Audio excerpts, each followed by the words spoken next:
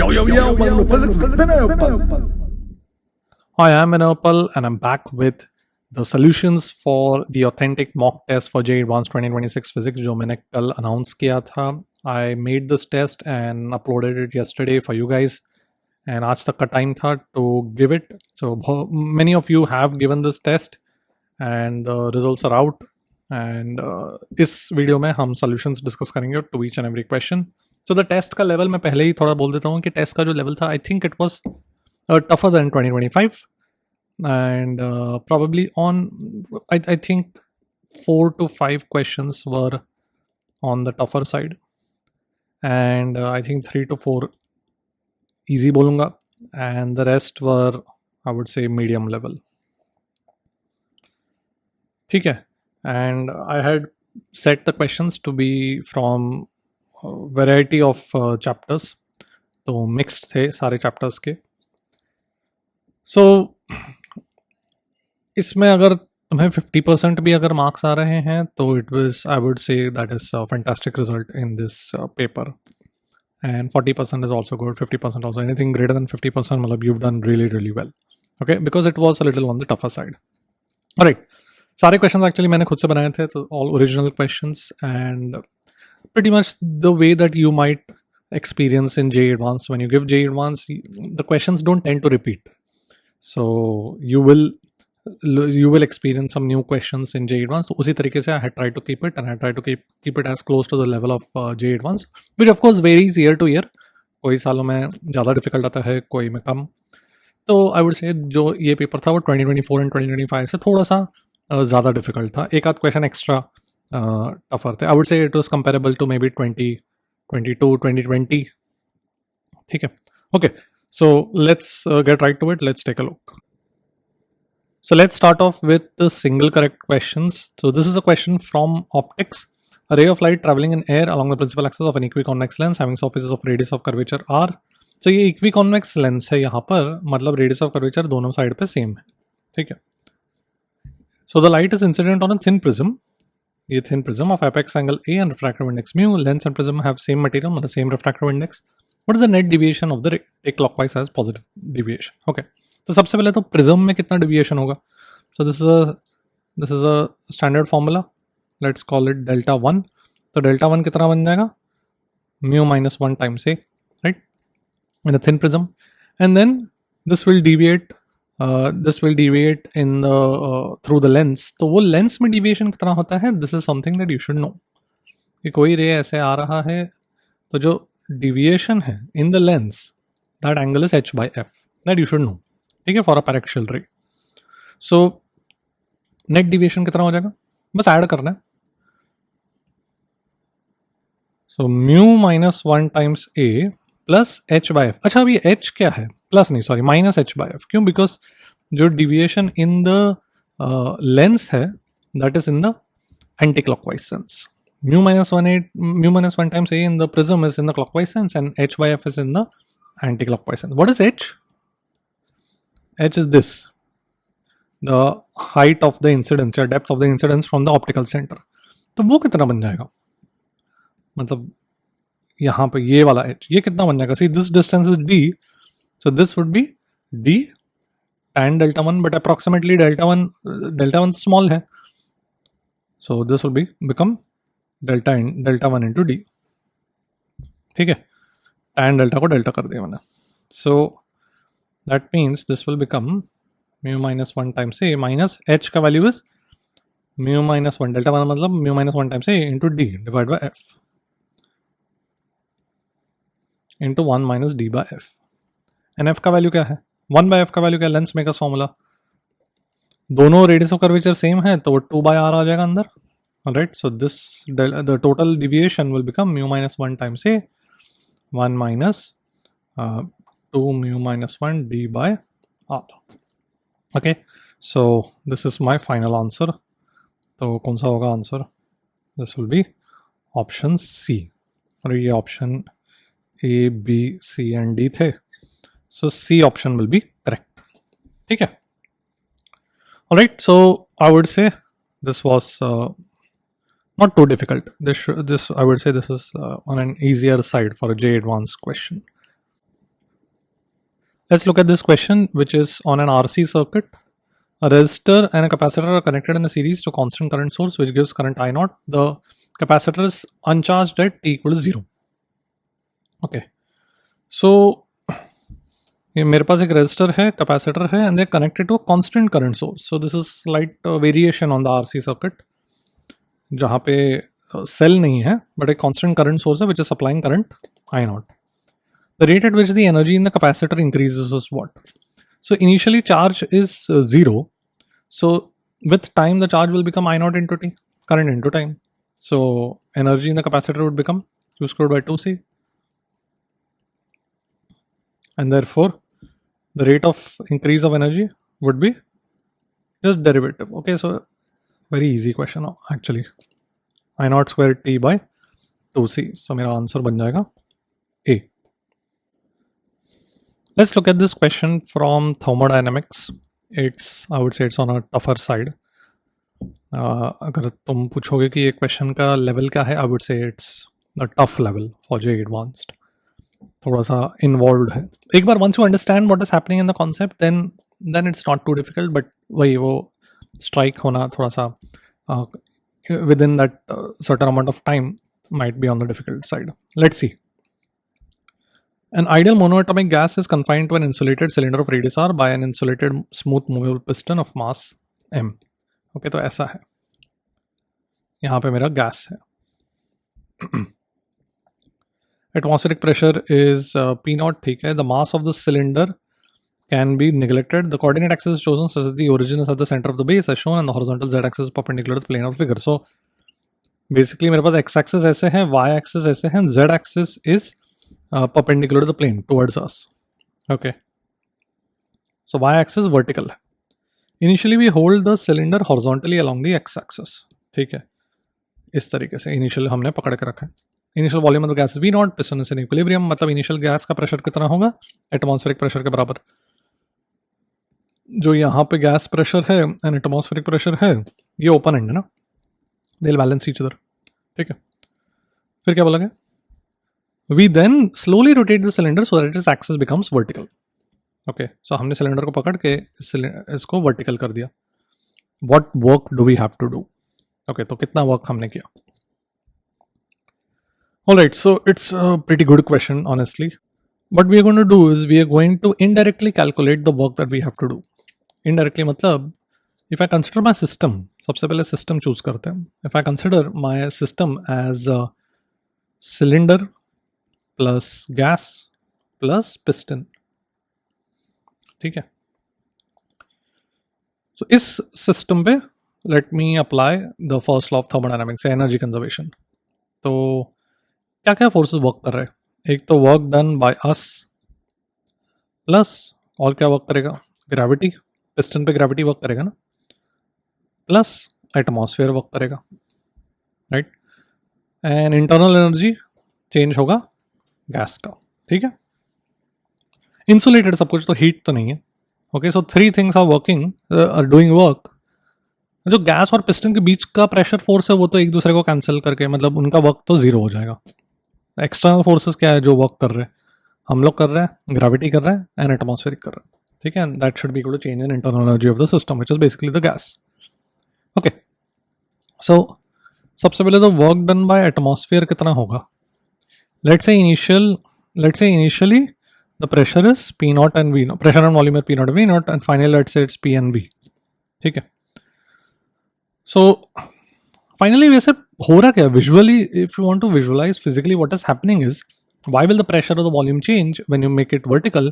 Is that the piston का weight will act on the piston. The piston's the gravity on piston will pull it down. So the gas will actually get compressed. ठीक है. Pressure will increase. That is the whole point. And adiabatic compression होगा. ठीक है. Okay, तो let's do this. Work done by atmosphere कितना है? Work done by atmosphere would be the external pressure P naught into कितना volume decrease हो रहा है? V naught minus V. Right. इतना कंप्रेशन है. What about work done by gravity? Now piston पे gravity work करेगा. तो if you look at the centre of mass of the piston, the piston is originally on the x-axis, correct?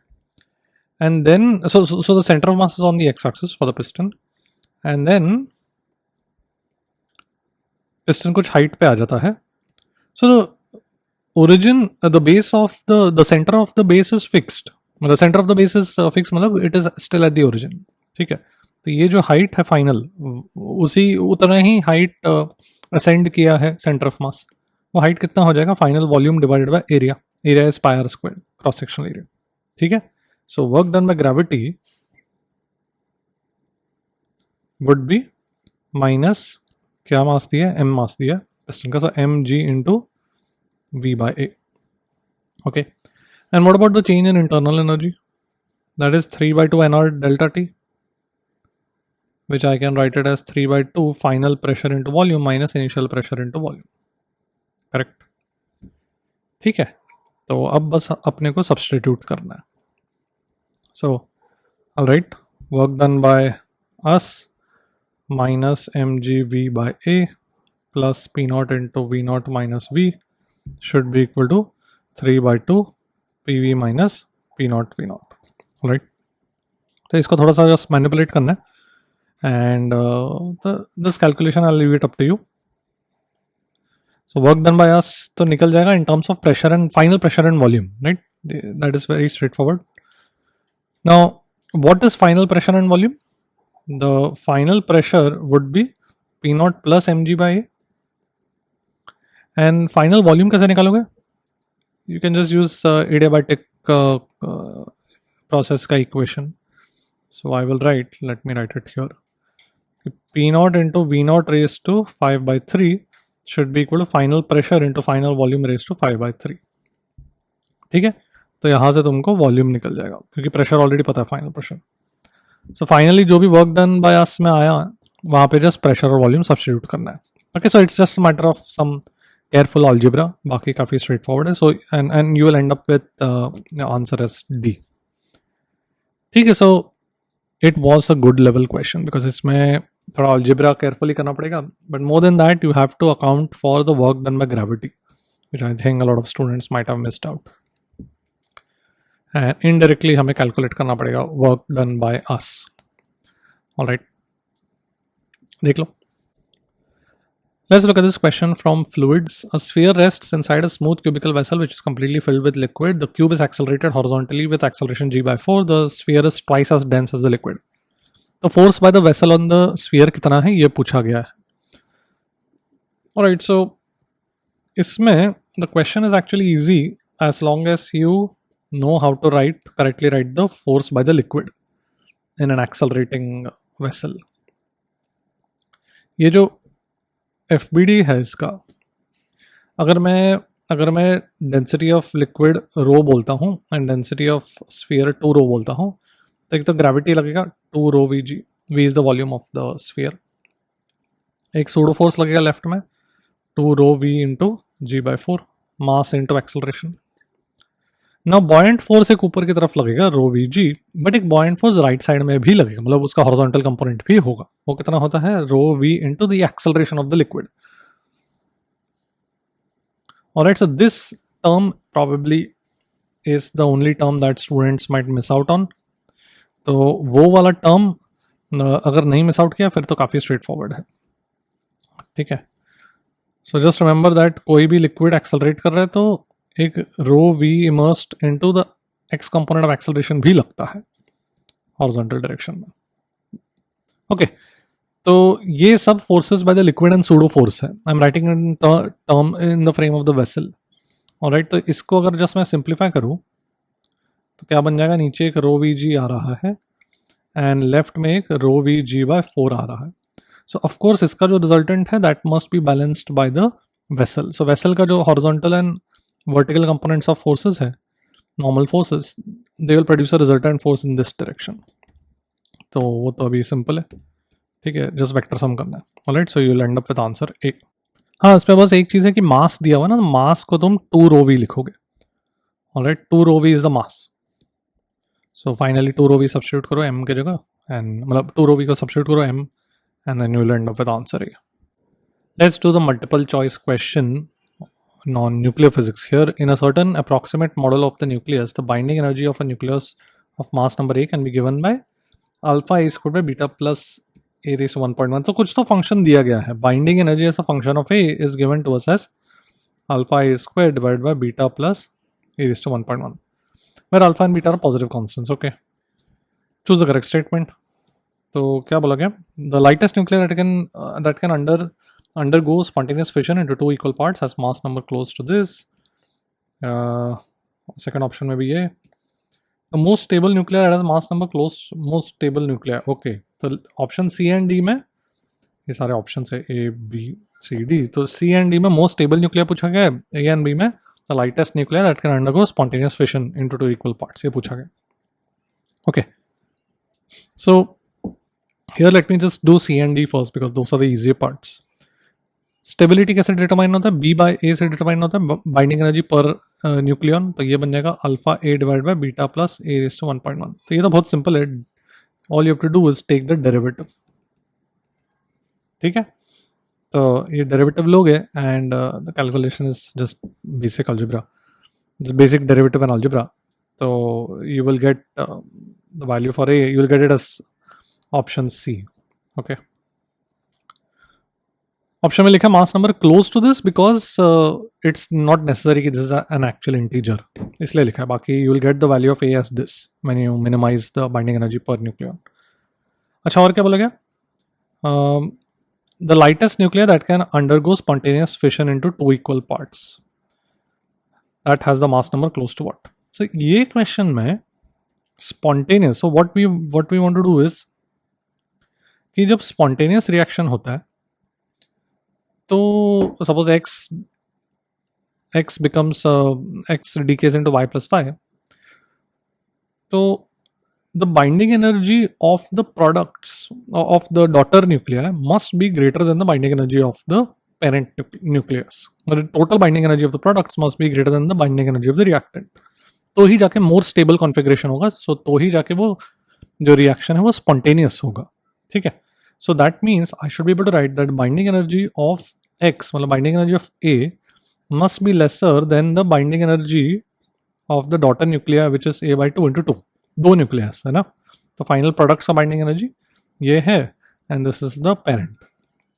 Okay, so I will write alpha A square divide by beta plus A raise to 1.1 should be lesser than twice of binding energy function of A. Binding energy at A by 2 कितना हो जाएगा? Divided by beta plus A by 2 raise to 1.1. ठीक है, तो इस inequality को solve करना है and it's pretty straightforward to solve it. You will get it as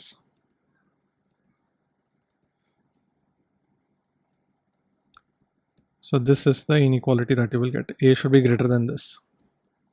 Okay, so that will tell us कि the minimum the smallest mass number is close to this value and therefore my answer should be A. So A and C will be the correct answer.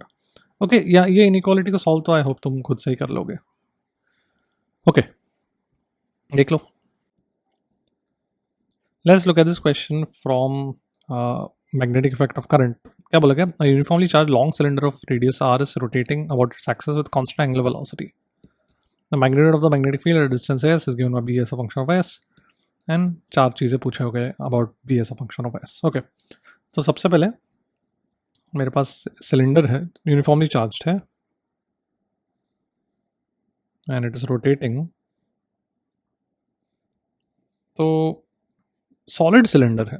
Can I treat it as lots of infinitesimally thin hollow cylinders which are nothing like, मतलब we can treat that as solenoid, क्योंकि solenoid का field हमें आता है ना, right. सो बहुत सारे solenoids है, ऐसे बोल सकते हो तुम, विच आर रोटेटिंग. सो कुछ रेडियस आर का अगर मैं देखूँ, थिकनेस डी आर, तो उसमें सबसे पहले तो चार्ज कितना है, इसका जो डी क्यू चार्ज है वो कितना बन जाएगा? Charge density into the volume which is 2 pi R D R into, let's say ये लेंथ एल है, वो कट जाएगा, देखेंगे. ठीक है, चार्ज डेंसिटी इंटू वॉल्यूम. ना इसके करस्पॉन्डिंग करंट कितना होगा? The current corresponding to this would be D Q divided by the time period 2 pi by omega. तो ये बन जाएगा रो r dr L omega, right? And therefore the magnetic field corresponding to this solenoid would be how much? Everywhere inside it would be mu naught into current per unit length. यही होता है ना एक solenoid का field कितना होता है, mu naught N I होता है, I is the current in one wire. तो अगर मैं सारे करंट्स को ऐड करूँ तो एल लेंथ में कितना करंट हो जाएगा, N into L into I. So magnetic field होता है mu naught N I which is mu naught into the total current when you add up all the wires divided by L, this length. ठीक है. So mu naught, यहाँ पे I itself is the total current, so mu naught I by L, L capital L is the length. तो देखो कितना बन जाएगा, रो are omega D R. ठीक है, म्यू नॉट. ठीक है. So this is the field of a hollow cylindrical shell. Inside it, outside तो जीरो होता है, वो पता है अपने को लॉन्ग सोलेनॉइड के लिए. Okay, now what do I want? I want the magnetic field at a distance s. So magnetic field at a distance s अगर मैं देखूँ, it will be due to all these cylindrical shells which are outside, which have radius greater than s, because then that this point which is at a distance s will be interior of the cylindrical shell. Any shell that has radius lesser than s, any shell that has radius lesser than s will produce zero field. Correct. तो हम जब इसको integrate करेंगे कहाँ से? S से capital R, not zero से S, S से कैपिटल आर करना है. ठीक है, because we are only looking at the shells that are outside this point, मतलब that have radius greater than S. So S से कैपिटल आर तक. तो देखो कितना बन जाएगा, mu naught rho omega R square minus S square divided by 2. ये मेरा मैग्नेटिक फील्ड आ गया. अब हो गया. Now we are able to solve all the four options. So B of S is maximum at S is equal to 0. That is correct. B of S is maximum at S equal to R. That is wrong. It is in fact 0 at S equal to R. ठीक है. वो तो हम directly भी बोल सकते थे कि हर सोलेनॉइड शेल के लिए जो सरफेस का पॉइंट है दैट इज लाइक एक्सटीरियर, तो वहाँ पे तो जीरो ही फील्ड होगा. Ratio of magnetic field of R/4 to R/2 is 5/4. ये कुछ नहीं कैलकुलेशन करना है, बस S के जगह R/4 डाल दो और फिर S की जगह R/2 डाल दो. Calculate this magnetic field and take the ratio. Okay, you will get it, you will get option C. And B of S is 0 for S greater than R. Yes, outside all these solenoidal shells, the field is of course 0. So answer would be A, B, D. देख लो. Let's look at this question from rotation. It's on the tougher side. देख लो, linear side बोल सकते हो. A uniform equilateral triangular prism ABC of side length A is resting on a smooth inclined plane and hinged at C. यहाँ पर hinged है. The moment of inertia of the prism about an axis through its center of mass perpendicular to the plane of the figure is 1/12 ma squared. So center of mass के about the moment of inertia is ma squared by 12 बोला गया. The minimum value of theta so that the prism topples is theta naught. Okay. चार options दिए गए. Let's take a look. The moment of inertia of the prism about the fixed axis of rotation through the hinge is how much? This is an easy part. All you have to do is use parallel axis theorem. So parallel axis theorem में ये distance चाहिए मुझे. ये distance कितना हो जाएगा? Let me call it R. तो ये ए है, ये centre of mass is at the centroid. तो R will be R is the distance from the corner to the centroid, which will basically be 2/3 of the altitude.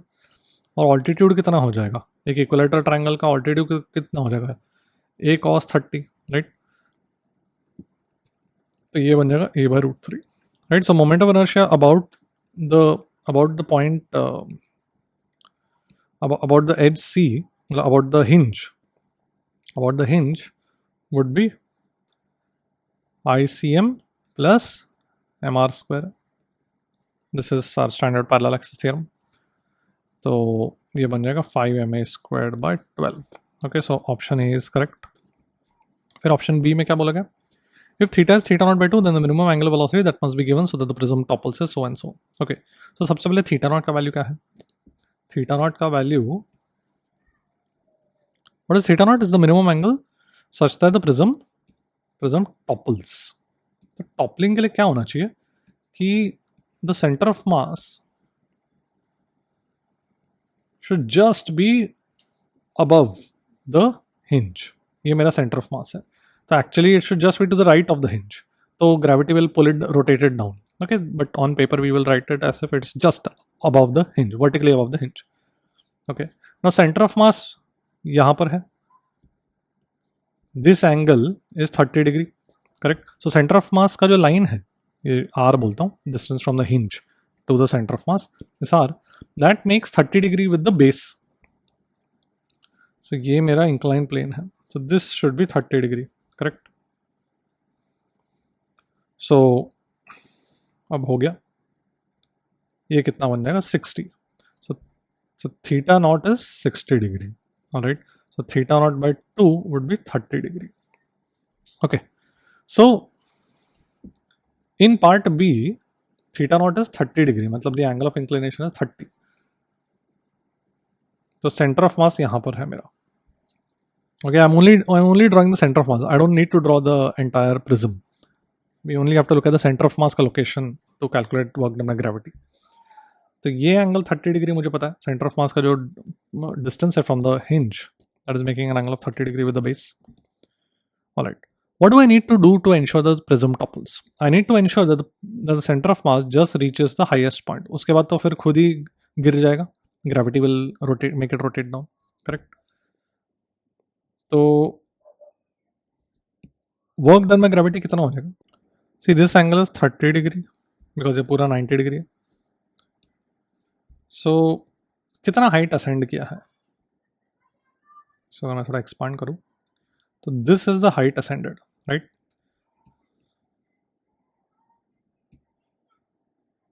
ये जो length है वो कितना है? ये r है. This is r root 3 by 2. This will be r into 1 minus root 3 by 2, correct? So this is the height ascended that the centre of mass has to ascend. Okay, now क्या करूँ मैं? Energy conservation लिख सकता हूँ.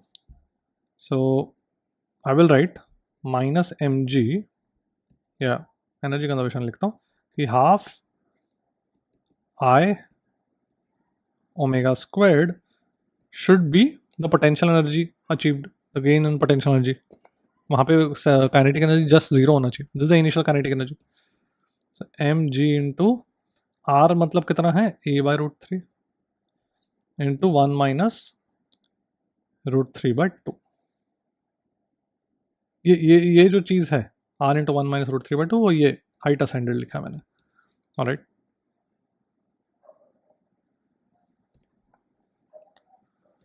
तो हो गया. यहाँ से तुमको ओमेगा का वैल्यू निकल जाएगा. ओके, अभी बहुत सिंपल है, straightforward. You can directly see कि option B will be indeed correct. Let's do the option C and D on the next page. Option C देखते हैं. ऑप्शन सी में क्या बोला गया कि if theta is slightly greater than theta naught, मतलब just 60 degree से थोड़ा सा ज़्यादा है, मतलब हम उसको 60 डिग्री मानेंगे, तो वी नो कि वो टॉपल करेगा. ऑलराइट, तो वो जब टॉपल करेगा तो पहले ऐसे सेंटर ऑफ मास, मतलब पहले ऐसे यहाँ पे था सेंटर ऑफ मास, प्रिज्म ऐसे था. This is A B and C, correct? And then what is gonna happen is that point B will now collide with the incline. ठीक है, तो अब ये ऐसे कुछ बन जाएगा, राइट? तो जो सेंटर ऑफ मास है वो यहाँ पे आ जाएगा. Let's only look at the centre of mass. The centre of mass was vertically above the hinge when the angle of the inclination was 60 degree, and then वो ऐसे आ जाएगा. कहाँ क्या एंगल पर होगा finally? Remember that the radius of the position vector of the center of mass with respect to hinge always makes 30 degree with the base of the prism, right? So this angle would be 30 degree. ठीक है. So I want to find the angular velocity, the energy conservation करूँगा. तो यहाँ से यहाँ कितना descend किया वो देखना है मुझे. तो वो तो सिंपल है. ये लेंथ तो r है which is of course a by root 3, and ये कितना बन जाएगा? This is 30 degree. So this will also be 30 degree because the inclination of the inclined plane with the horizontal is पूरा 60 degree. Right,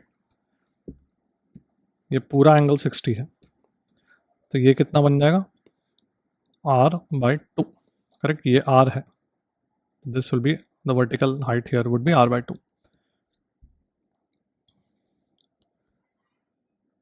So the total height descended is 3r/2. So I'll write work done by gravity mg 3r/2, r मतलब a/√3 should be equal to half I omega square. तो यहाँ से तुमको angular velocity निकल जाएगा, simple, okay. तो option C भी correct आ जाता है। एंड ऑप्शन डी में क्या बोला गया कि when it strikes, when as B strikes the ground, strikes the incline, तो कितना इम्पल्स लगेगा। तो ये जो नॉर्मल फोर्स है, मतलब कुछ कोलिजन होगा ना, तो बी का impulse will bring the prism to a stop. B पे जो इम्पल्स लग रहा है by the incline will bring the prism to a stop, मतलब उसका एंगुलर मोमेंटम जीरो कर देगा about the hinge, right. Linear momentum से नहीं देख सकते अपन, बिकॉज हिंज भी एक कुछ फोर्स लगाएगा which is unknown to us, but we can check the angular momentum change about the hinge, because hinge का जो फोर्स है या इम्पल्स है, उसका angular impulse will be zero about itself. So the only angular impulse will be applied by the normal by the incline. So I can say J into this length is A. So J into A is the angular impulse about the hinge, should be equal to the decrease in the angular momentum. Finally तो zero है, और initially कितना था, pi by 12 ma square omega. What is this omega? The one we found in part C just before colliding जो angular velocity था.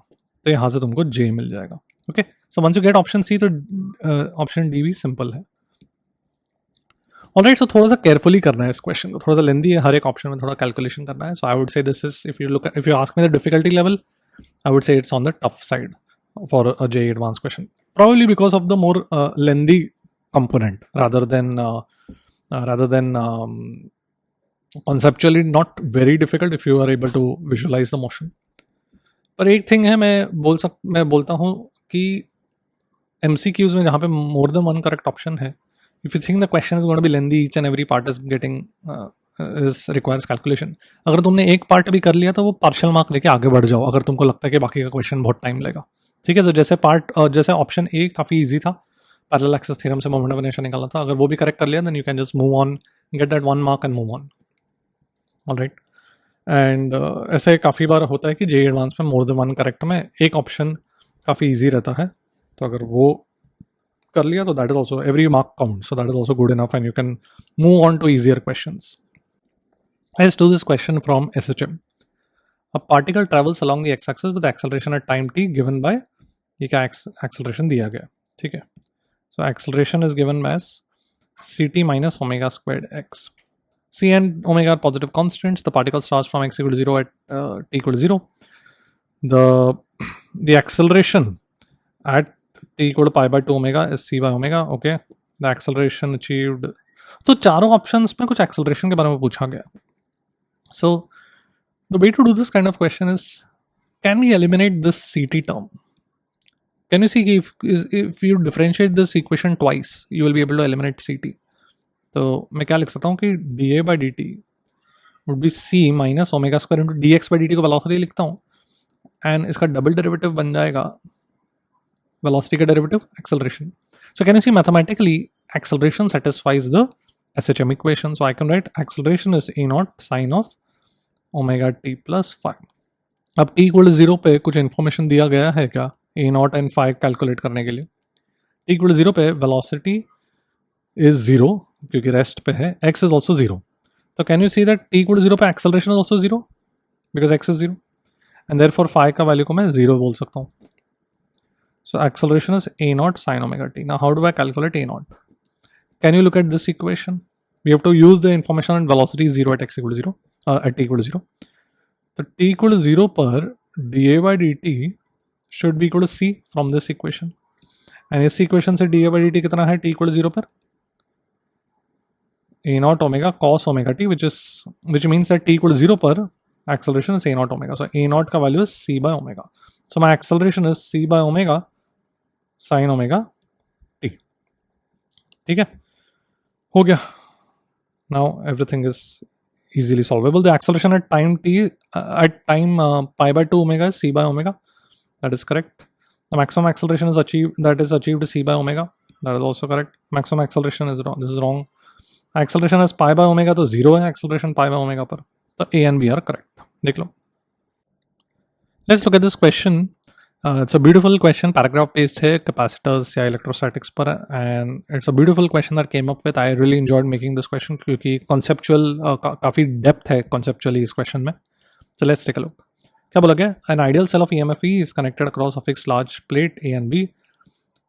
तो यहाँ पे मेरे पास cell है. Plate C is free to move between A and B. Initially, x is equal to 0 such that plate C is in contact with plate A. Okay, so this plate is in contact with A initially. ठीक है? Assuming the potential of B to be 0, the potential of C is V of x when the distance traveled by C is x and the current through the cell at that instant is I of x. क्या पूछा गया है? दो question पूछा गया था. The ratio of this V of d by 2 to V of 0 and ratio of the currents. Okay. So I need to find the potential and current as a function of x. So सबसे पहले तो if plate C is in contact with A, तो plate C का भी potential E के बराबर हो जाएगा initially, right? So I can say V of 0 is E, correct?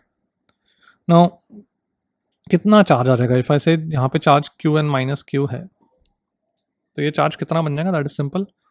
ये डिस्टेंस D है, टोटल डिस्टेंस x एंड यहाँ पे जो x and d minus x का addition is d. So therefore I can write charge as epsilon naught A by d capacitance into the potential difference which is E. Okay. Now because of the attraction, see C is free to move. So C will get attracted towards B. So C will start moving towards B.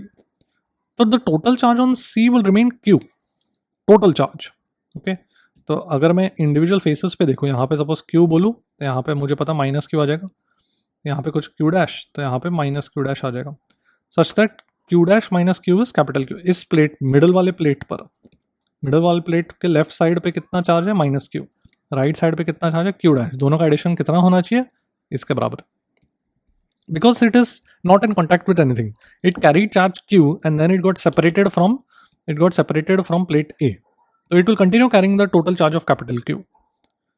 ठीक है, तो ये condition satisfy होना चाहिए. Okay, अब इसको मैं substitute करता हूँ. Q डैश को मैं क्या लिख सकता हूँ? यहाँ पे कैपेसिटेंस, ये वाला कैपेसिटेंस यूज कर सकता हूँ.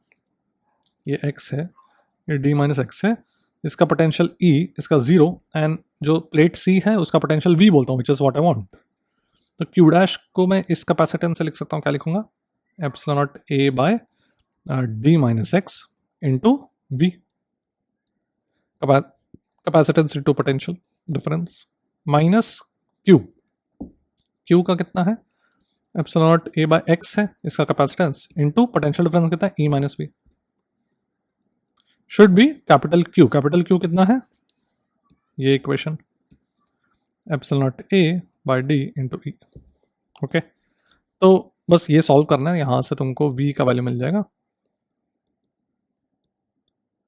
ये मिल जाएगा V as a function of x. Okay, so ये चीज़ it's a very nice मतलब मैंने पार्ट A किया है. So part A is not too difficult. I would say it's a medium level question. Part B जो है, मतलब second part जो है करंट वाला, वो थोड़ा ज़्यादा इन्वॉल्व है. Okay, alright. सो ये जो ऑप्शन A है उसमें मतलब ये ऑप्शन A नहीं, मतलब ये वाला जो क्वेश्चन है पोटेंशियल वाला, अब कुछ नहीं, V ऑफ 0 तो E के बराबर आ ही रहा है इस फॉर्मूले से जो हमें ऑलरेडी पता था. So we just confirmed it from this formula as well. And फिर d by 2 रख दो तो V would become 3 by 4, right? At d by 2 potential will be 3 by 4. So the ratio would be 3 by 4, 0.75. Okay, so the answer is 0.75 for this. Now the current calculation karte hain. So let's do that current calculation on the next page. Now the current calculation is clever in the sense कि यहाँ पे current कैसे calculate करें हम. कि इस charge को देखो, can you see current would be dq by dt, but इस चीज को मैं क्या लिखूंगा? dq by dx into dx by dt लिखूंगा. क्यों? क्योंकि मुझे q as a function of x पता है. That's the key to solving this problem. So this will become v times dq by dx, where v is the velocity of the plate c. ये x है ना, dx by dt क्या बन गया? Velocity of this plate. Okay, तो उस velocity के लिए हमें मैकेनिक्स यूज करना पड़ेगा. Will do that. सो सबसे पहले तो d Q by D x क्या है? What is q? Q is epsilon naught a by epsilon at a by x into e minus v, right? And what was v? We got v as, ठीक है, तो q बन जाएगा, small q बन जाएगा epsilon at a by x into e x square by d square. तो ये बन जाएगा epsilon at a by d into e into x by d. मैं ऐसे क्यों लिख रहा हूँ? Because this is nothing but the total charge on the middle plate. ऐसे लिख सकता हूँ मैं, ठीक है. अच्छा, अब चाहिए क्या मुझे? I need velocity. मतलब D Q by D X तो मिल गया क्यू बाई डी, करेक्ट. तो ये बन जाएगा Q by D into V. See I only need the ratio, right? Question में सिर्फ रेशियो पूछा गया है, तो कैपिटल क्यू बाई डी तो कॉन्स्टेंट है. So I basically need the ratio of velocities when the distance is क्या बोला गया था? D by 15 and D by 3 ऐसा कुछ बोला गया था. तो वहां पे मुझे वेलोसिटी का रेशियो चाहिए बस, ठीक है. सो आई नीड एक्सेलरेशन सबसे पहले. कोई भी अगर मेरे पास ये q है, ये माइनस q है, और इसका एरिया कुछ a अगर मैं बोलूं, तो कितना फोर्स लगता है? What is the force? Attractive force. How do we do that? The field due to one plate would be sigma by 2 epsilon naught. Sigma is q by into the charge of the other side. Magnitude q and minus q का force would be sigma by 2 epsilon naught, the force, the field due to one side into the charge of the other side, correct? So इस direction में इतना force लग रहा है इस middle plate C को. And क्या चार्जेस थे यहाँ पे? q dash and minus q dash था. तो राइट इस मिडल प्लेट का राइट साइड में कितना लगा? q dash square by 2 epsilon naught, correct. So the acceleration is proportional to, correct, q dash square minus q square. Attractive forces लग रहे हैं मिडल प्लेट को. तो ये कितना बन जाएगा? It is proportional to q dash minus q into q dash plus q. मैं सिर्फ प्रोपोर्शनलिटी देख रहा हूँ बिकॉज मुझे अल्टीमेटली सिर्फ रेशियोज चाहिए. You can do the proper calculation also to get the proper expression for current if you want, but we don't need to do that when we are solving this question. Okay, why have I done this? Because q dash plus q तो एक constant है, which is q dash minus q एक constant है. This is equal to capital Q. So acceleration is then proportional to only q dash plus q, right? Now q I already know this, correct? So this will be proportional to q, and what is q dash? I already know that q dash minus q is capital Q. So q dash is q plus capital Q. So 2q plus, correct? So this will be proportional to 2x by d plus 1, right? Because charge is proportional to x by d. ठीक है, मतलब मैंने ये क्या किया? ऐसे किया. Charge जो है q जो है that is qx by d and ये q. तो q तो एक कांस्टेंट है. ओके, सो वेलोसिटी क्या होगा? v dv is equal to a dx लिख सकते. v dv by dx is acceleration. So integrate करूंगा तो मेरे पास यहाँ पे लेफ्ट हैंड साइड पे v स्क्वायर्ड आ जाएगा, will be proportional to a dx का. इसका इंटीग्रल कितना बन जाएगा? x square by d plus x, right? सब कॉन्स्टेंट्स हटा दिए मैंने, बस proportionality. That's it, we are done. Because v is proportional, therefore this is the final equation that we need. V is proportional to this, root of x square by d plus x. And now we can do the calculation. Okay, because current is proportional to V. Alright, so let me just do that calculation quickly on the next page. Alright, so the question was asking I at d by 3 divided by I at d by 15. So this ratio would be equal to root of, इस expression को मैं x into ऐसे लिख लेता हूँ. तो basically it's going to be easier.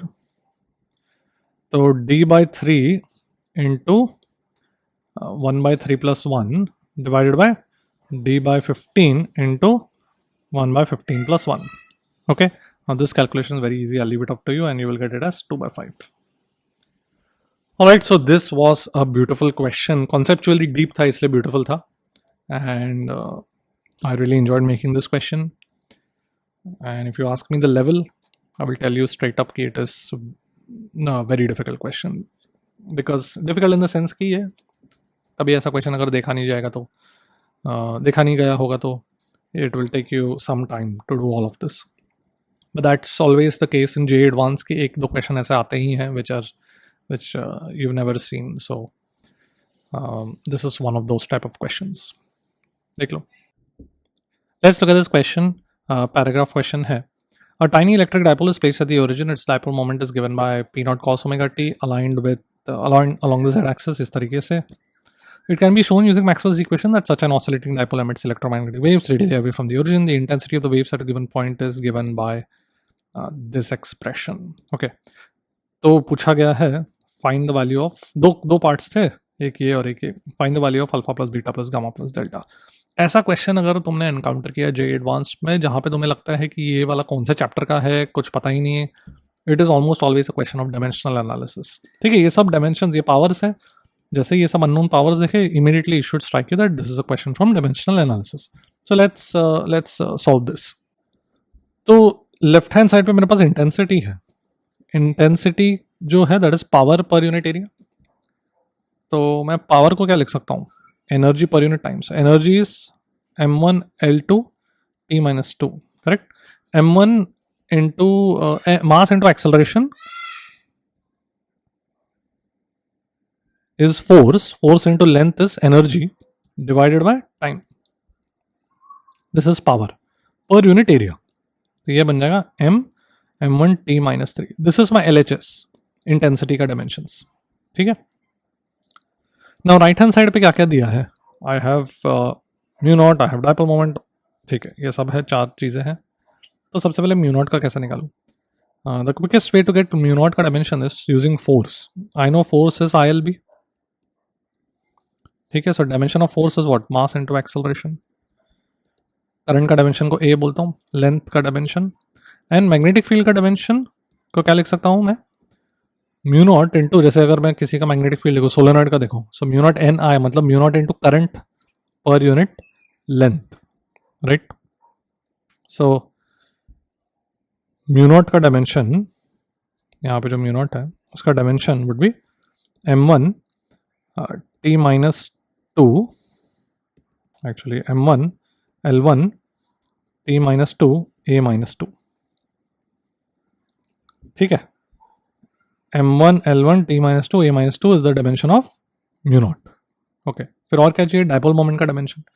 Dipole moment का dimension कितना हो जाएगा, charge into distance. Charge is current into length into, sorry current into time, क्या बोल रहा हूँ मैं, current into time into length. ठीक है. And angular frequency is 1 by time and r is the distance. Okay, so we are all set to go. Let's equate the LHS and RHS. So left hand side पे क्या है, m1 t minus 3. right hand side पे क्या है, mu naught, which is m1 l1 t minus 2 a minus 2 into raised to alpha, फिर p naught raised to beta, तो a1 t1 l1 raised to beta, फिर omega is T raise to minus 1 raise to gamma, so T raise to minus gamma into R raise to delta, मतलब L raise to delta. Okay. Divided by the speed of light here. So speed of light कितना हो जाएगा, L1 t minus 1. ठीक है. Okay. So now बस equate करना है. तो सबसे पहले तो डायरेक्टली अल्फा का वैल्यू 1 बोल सकता हूँ मैं, बिकॉज ये m1 है और ये m अल्फा, राइट. फिर अगर मैं ये देखूँ, एल का डायमेंशंस देखूँ, या पहले करंट का डायमेंशन देख लेते.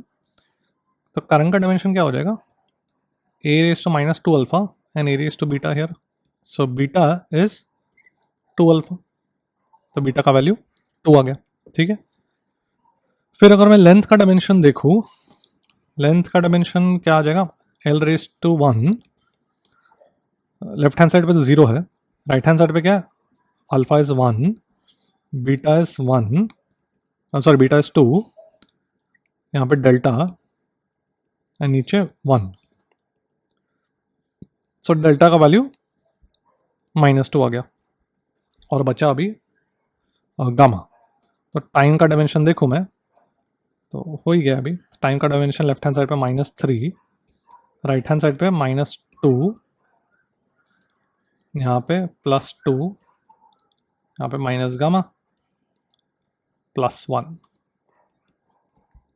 ठीक है। So gamma is equal to 4। Alright, so सब कुछ आ गया। Delta is -2. Okay, so 1 + 2 - 2 + 4 is 5. So my answer is 5. Alright, और ये इंटेंसिटी का एक्सप्रेशन फाइनली क्या आया, because we'll require that for the next part. The intensity expression is, let me write it here, 1/32 pi square c mu naught p naught square omega raised to 4 divided by r square into sin square theta. क्योंकि delta -2 निकला ना, तो r square नीचे आएगा. That's important for the next part. वो next part में क्या बोला, the power crossing spherical surface this r is how much. Okay, notice that there is no r here, right, there is no r term of r. तो वहां से kind of we could have actually guessed part 1 कि r raise to -2 होना चाहिए, because spherical surface का area goes as r², 4πr², है ना. तो intensity into area approximately dimensionally r² कटना चाहिए, करेक्ट. So we could have kind of guessed, पहले डेड्यूस्ड रादर, कि डेल्टा का वैल्यू -2 होना चाहिए. But anyway, this is also straightforward. Okay, let's go to the next page for the power calculation.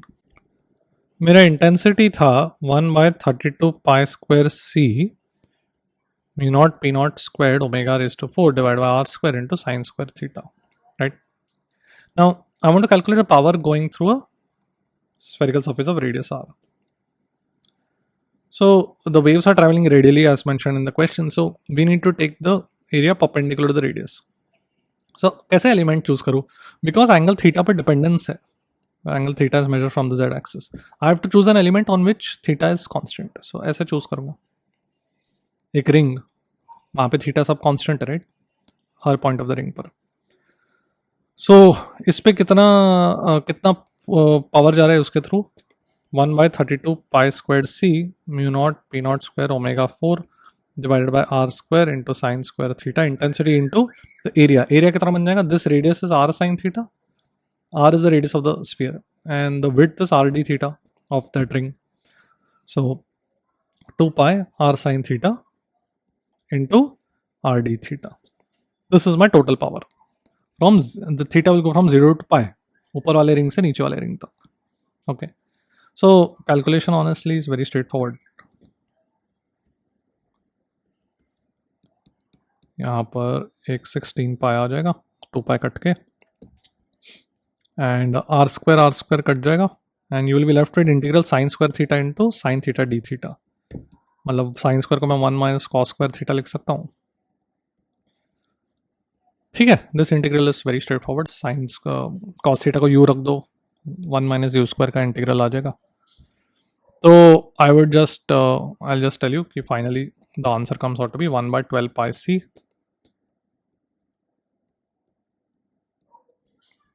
Okay, तो ये मेरा पावर का calculation. तो n का वैल्यू जो पूछा गया था वो 12 हो जाएगा. Alright, so this is a nice question that involved a little bit of integration, but इतना तो मतलब इतना बेसिक इंटीग्रेशन आना चाहिए. देख लो. Let's look at this numerical type from the EMI chapter. A magnetic field in the xy plane at time t is given by this function. So magnetic field क्या दिया गया है, ct into a square minus r square and k cap direction में, where r is lesser than a, c is a positive constant and a का value दिया गया है, r is the distance from the origin in the xy plane. Okay, so ऐसे xy plane है and कहीं r distance में magnetic field दिया गया है. The magnetic field is 0 for r greater than a. Okay, so ये एक circular region है जहाँ पे radius a है, उसके बाहर magnetic field 0. A positive point charge is released from rest at a distance r0 from the origin where r0 is lesser than a बोला गया. तो यहाँ से कुछ positive charge release कर दिया है r0 पे. Not necessarily on the x-axis, I've just drawn it that way. If the charge performs circular motion, okay, if the charge performs circular motion, then the value of r0 is what? सबसे पहले कहीं भी तुमको एक time varying magnetic field दिख गया, immediately you should strike you that will induce a non-conservative electric field.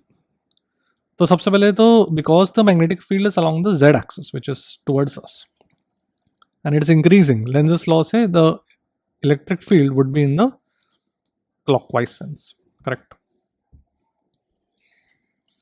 So the charge will start moving in the clockwise sense initially.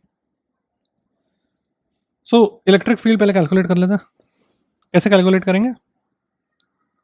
If I want to calculate the electric field at a distance r, I will consider a circle of radius r. तो उसके along EMF कितना हो जाएगा? E into 2 pi r. That should be equal to d phi by dt. Magnitude लिख रहा हूँ, direction तो हमने ऑलरेडी कैलकुलेट कर लिया. तो फ्लक्स कितना है?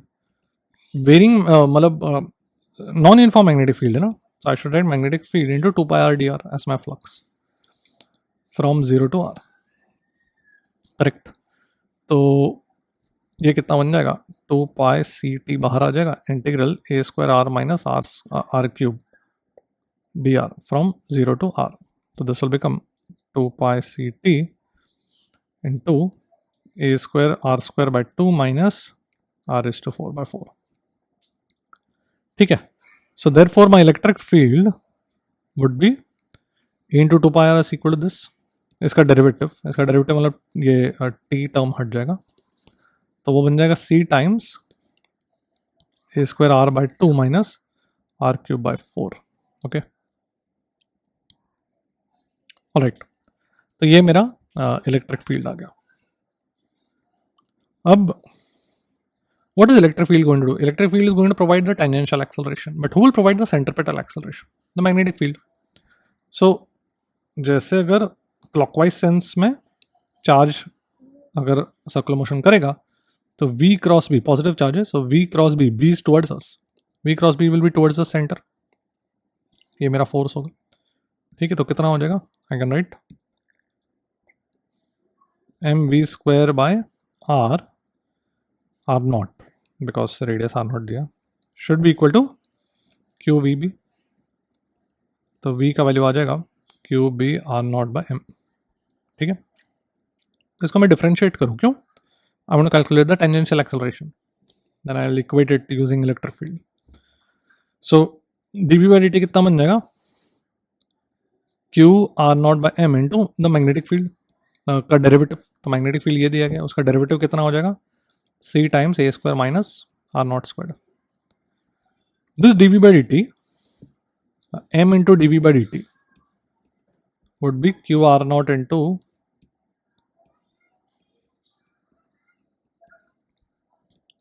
so mass into dv by dt is the tangential force, which should be nothing but q into e at the radius r equal to r naught. ठीक है, तो q into c कट जाएगा and you can solve for r naught by substituting a squared as 6 meters, 6 meter square दिया गया question में, a is √6. Okay, बस अभी solve करना है. so you will get r naught as 2 meters. It's a very nice question because it involves circular motion जिसमें magnetic force is providing centripetal acceleration and the electric force is providing the tangential acceleration. देख लो. Let's look at this question from Doppler effect. A point source of sound S performs uniform circular motion of radius r. Detector D is inside the circle in its plane at a distance of small d from the center. It detects minimum and maximum frequency of 300 and 500 hertz. Speed of sound is twice of that of source. What is the value of D? Okay. किसी general point पे जब source ऐसे travel कर रहा है, उसने तभी sound अगर एमिट किया, ठीक है, तो साउंड वो ऐसे एमिट करेगा. This will be the direction of sound emitted that will reach the detector. So यहाँ पर डॉपलर इफेक्ट में कैसे लिखूँ?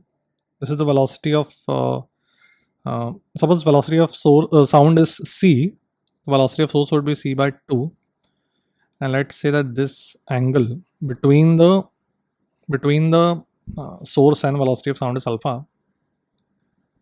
and let's say ये एंगल कुछ phi है. ओके, तो can I say that the frequency heard would be f naught, which is the frequency of the source in its own frame, क्या होता है डॉपलर इफेक्ट में? Velocity of sound with respect to observer which is nothing but c, because observer is fixed, detector is fixed, divided by velocity of sound with respect to source. उसका कौन सा component?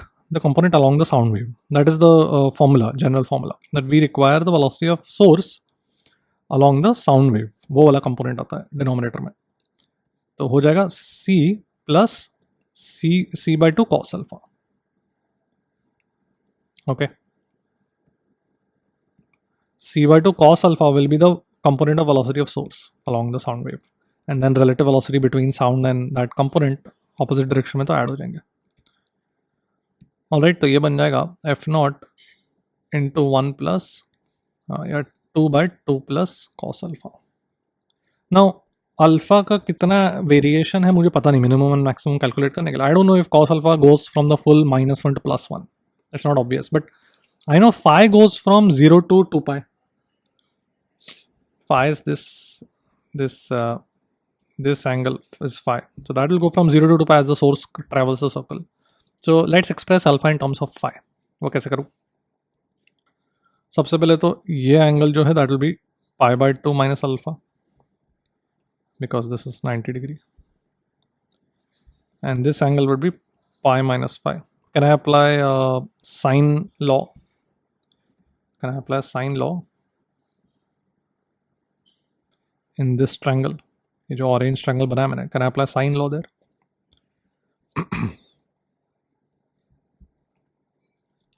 तो ये radius r, ये d, this is pi by 2 minus alpha, this angle is pi minus phi. So r divided by sine of pi minus phi is sine phi, should be equal to small d divided by sine of pi by 2 minus alpha, which is cos alpha. तो cos alpha का value आ गया ना मेरे पास. Cos alpha is d by r into sine phi. ठीक है, let me call d by r as z, just to save some time and effort in writing. तो cos alpha is z sine phi, right? So therefore मेरा frequency बन गया f naught into 2 by 2 plus z sine phi. अब simple है. The minimum frequency 300 Hz will be when sin phi is 1. So ये बन जाएगा 2f naught divided by 2 plus z, and maximum frequency would be when sin phi is -1. So 2 minus z. बस अभी इसको divide करो, and we need z, right? We need d by r. इसको divide करो and you can get z as half. Alright? देख लो.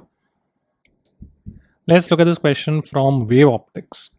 A point source emitting light waves of wavelength lambda is placed at a distance lambda by 2 above a plane mirror as shown. This produces a bright ring of radius r on the ceiling due to interference. तो एक तो light रे direct जाएगा और एक reflect होके जाएगा. The reflected ray can be considered to be coming from the image. Image itself would be at lambda by 2 below. ये सोर्स है, ये इमेज है. ठीक है, तो यहाँ पे मेरे पास मिरर है. This is source, this is image. दोनों के बीच का डिस्टेंस कितना हो गया? लैम्डा. सो ब्राइट रिंग के लिए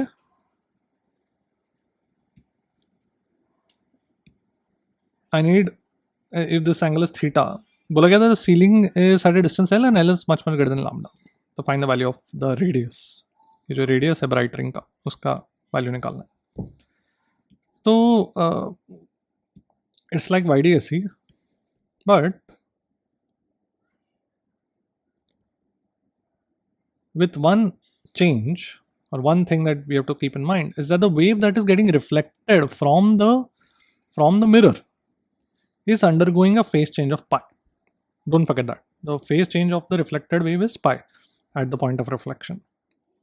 So the lower wave already has an extra phase of pi, which is equivalent to saying कि lower wave has an extra path length of lambda by 2, optical path length of lambda by 2. ठीक है, तो जब मैं लिखूंगा ये distance lambda है दोनों के बीच में, तो lambda into sine theta will be the path difference. ये तो अपना स्टैंडर्ड फॉर्मूला है, बट यहाँ पर मैं एक प्लस लैम्डा बाई 2 करूँगा for the lower, extra lower wave. This should be equal to n lambda for bright fringes. तो मेरे पास आ जाएगा sine theta is n minus half. There is only one value of n that will satisfy the fact that sin theta has to be lesser than 1, and of course positive in this case, and that will be n equal to 1. तो एक ही bright ring बनेगा. ठीक है, so sine theta का value, So theta का value is 30 degree and therefore if this is 1 meter बोला गया है, this will be √3 meters. ठीक है, देख लो. Let's do this nice question from Bohr's atomic model. मेरे पास क्या बोला गया? In Bohr's model for hydrogen atom, the ground state orbit radius of the electron is a0 and ground state energy is c0. Now, in a hypothetical situation, let's assume that the magnitude of the attractive force between electron and proton becomes, ये एक extra term आ गया अभी, ठीक है. Now the energy of the ground state under Bohr condition is E dash, and if E dash minus E naught by E dash is C eta, what is the value of C? So eta is some constant, A naught is the our Bohr radius. Okay. So सबसे पहले तो if I talk about the energy in the standard Bohr's atomic model, वो कितना बन जाता है? Potential energy is ke squared by A naught, negative sign, and kinetic energy. And kinetic energy के लिए जो mv square by A naught है, उसको मैं सेंट्रीपिटल फोर्स से इक्वेट कर सकता हूं यहाँ पे. सो my energy becomes minus K E square bye 2a0, right. तो ये मेरा E0 का वैल्यू बन गया. Alright, now in the current model, मतलब in the modified model for the force, we have that the force is given by k e squared by r square, where k is 1 by 4 pi epsilon naught. तो ये जो 1 by 4 pi epsilon naught उसको मैं k के terms में replace कर रहा हूँ, into 1 plus eta a naught by r, right. So k e square constant रखता हूँ, 1 by r square plus eta a naught by r cube. तो इसका पोटेंशियल एनर्जी क्या हो जाएगा? माइनस एफ डी आर लिख सकता हूँ. तो ये क्या बन जाएगा? Potential energy would become, actually I should write a force with a negative sign, because अगर मैं टेक्निकली बात करूँ तो this force is attractive force, minus r cap, ऐसा है ना वेक्टर फॉर्म में, ठीक है. ये आर कैप है यहाँ पर लिखा मैंने, तो एक नेगेटिव साइन यहाँ पर थोड़ा सा बेटर लिखता हूँ, ठीक है. तो force would be minus f dot d r. तो ये देखो क्या बन जाएगा, minus 1 by r minus eta a naught by 2r squared, ठीक है. तो let me just take the negative sign outside, just integrate किया, तो ये बन जाएगा. ऑलराइट, तो ये बन जाएगा minus K E square by R into 1 plus eta a naught by 2r. Okay, तो ये मेरा पोटेंशियल एनर्जी बन गया. I need this to calculate the energy, right. So my energy would be the potential energy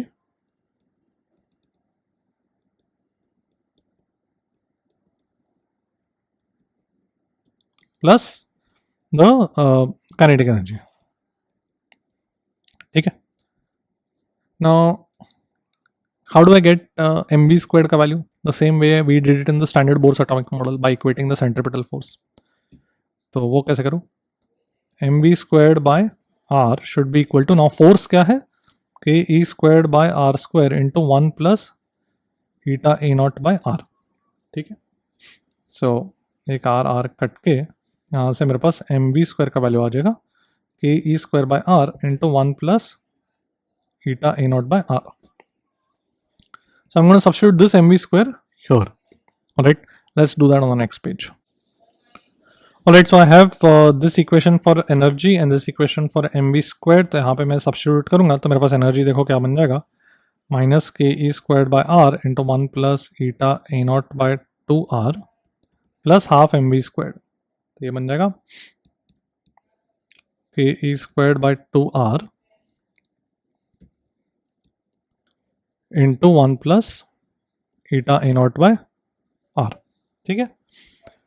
तो ये आ जाएगा minus K E square by 2r and very beautiful result that this term, eta वाला term will just cancel out. Can you see that? Alright, so we'll end up with actually the similar expression which we get in the standard Bohr's atomic model. Okay, but यहाँ पे radius अभी a0 नहीं है, that's the whole difference. ये जो energy है अभी उसमें अभी हमें क्या निकालना है? रेडियस निकालना है finally. Alright, how do we get radius? We'll get radius using the fact कि अभी तक हमने एक्चुअली बोर्स क्वांटाइजेशन कंडीशन लगाया नहीं है. So the fact is that in even in the standard model as well as in the modified model, the angular momentum is still nh by 2 pi. So therefore the product of v into r is constant for both. ठीक है? So I'm going to write कि v r is same for both models. And जो standard Bohr's atomic model के लिए था उसमें M V square का value कितना था, K E squared by a naught, right? वो इस इक्वेशन से निकाल सकते हो by setting eta to be 0. तो ये मेरा इक्वेशन आ गया. Alright, so what I am going to do is I am going to equate V R. So I'm going to be more convenient, I'm going to equate v square into r square for both models. So v square into r square, मतलब इस चीज़ को r square से multiply करूँ तो मेरे पास क्या आ जाएगा, K E squared by K E square into R into 1 plus eta a naught by R should be equal to, इसको मैं r से मल्टीप्लाई करता हूँ, विच इज r मतलब radius in the Bohr's atomic model is a naught. ठीक है, a naught squared R square से multiply किया. ओके, सो ये कट गया, के स्क्वायर्ड कट गया, तो मेरे पास देखो क्या बन जाएगा, R plus eta a naught is a naught. So बहुत ही सिंप्लीफाइड रिलेशन आ जाता है कि R is 1 minus eta times a naught. And now the energy E dash is therefore minus K E squared by 2 into 1 minus eta a naught. ठीक है, तो अभी क्या पूछा क्या गया था, we were asked the ratio of E dash minus E naught divided by E dash. मतलब we were asked 1 minus E naught by E dash. What was E naught? E naught was minus K square by 2 E naught. And E dash is this. हो गया ना? 1 minus eta. इसका जो ratio that is 1 minus eta. And that's it. This therefore become eta. तो जो C का value है वो क्या बन गया, 1. ओके, सो थोड़ा सा केयरफुल कैलकुलेशन था, बाकी conceptually उतना डिफिकल्ट नहीं था. You had to follow the same process that you have done for Bohr's atomic model. So this question is like it tests whether you understand the derivation behind all of those calculations that you do in the Bohr's standard Bohr's atomic model instead of just by hearting that formulae. इस तरीके के question आए भी है. कभी bourse atomic model के question आते तो जनरली ऐसे मॉडिफाइड होते हैं. ठीक है, जे एडवांस वगैरह में आ चुके हैं ऑलरेडी, देख लो. Alright, so that was the end of this paper. I would say that this paper was on the tougher side. So tougher compared to 2025, 2024. I would say it is on similar to 2020. 2020 में भी ऐसे थोड़े हटके questions आए थे, बहुत सारे हटके क्वेश्चंस आए थे. So I tried to make that sort of paper because तुमने स्टैंडर्ड टाइप के पेपर्स तो दिए ही होंगे AITS वगैरह कहीं कहीं. So I wanted to make a paper that will be a little different to whatever you have given, and something that it may or may not come in JEE Advanced. You never know. So the whole idea behind this paper was to give you something different to just experience and to just realize that if you are finding it difficult, so is everybody else. ठीक है, so ये चीज़ हमेशा exam में भी ध्यान रखना कि अगर तुम्हें पेपर डिफिकल्ट लग रहा है तो मेजॉरिटी सबको लग रहा है, तो पैनिक नहीं करना है. जस्ट कीप गोइंग फॉरवर्ड, तुम्हें इजी क्वेश्चंस मिलते जाएंगे. एंड स्पेशली वन और मोर देन वन करेक्ट में एक ऑप्शन भी सही हो गया तो वो take that 1 mark. All right, each and every mark counts. All right, so I hope you enjoyed the paper. Don't look at the final score. I hope you've learned new stuff from this, and just make sure कि अभी last couple of days में you stay relaxed and just go over your formulae and your notes and make sure you get good sleep. All the best, and I will see you at the top.